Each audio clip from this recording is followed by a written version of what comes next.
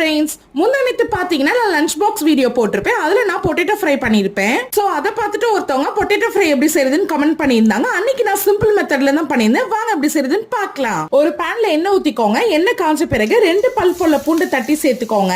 அப்புறம் வெட்டி வச்சிருக்க உருளைக்கிழங்கு இதுல சேர்த்துக்கலாம். நான் இன்னைக்கு 2 மீடியம் சைஸ் உருளைக்கிழங்கு எடுத்திருக்கேன். நீங்க உங்க தேவைக்கேற்ப எடுத்துக்கோங்க.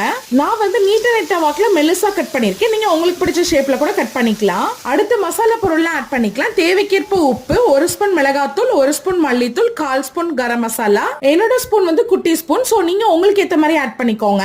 அப்புறம் தண்ணி எதுவும் ஊத்திராதீங்க. ஒரு மூடி போட்டு மூடி வேக வச்சிருங்க. அப்பப்ப நல்லா சுருள பெரட்டுங்க. எந்த அளவுக்கு பெரட்டுறோமோ அந்த அளவுக்கு டேஸ்டா இருக்கும். அவ்வளவுதாங்க, நம்மளோட எம்மியான பொட்டேட்டோ ஃப்ரை ரெடி ஆயிடுச்சு. சாம்பார் சாதம், ரச சாதம், தயிர் சாதம், இல்ல வேற எந்த வகையான சாப்பாட்டுக்கும் வேற லெவல்ல இருக்கும். ட்ரை பண்ணி பாருங்க. இந்த வீடியோ பிடிச்சிருந்தா லைக் பண்ணிருங்க. சப்ஸ்கிரைப் பண்ணாதவங்க மறக்காம சப்ஸ்கிரைப் பண்ணிட்டு, ஆல்ரெடி சப்ஸ்கிரைப் பண்ணவங்க மறக்காம டெய்லி வீடியோஸ் பாத்துருங்க. தேங்க்யூ.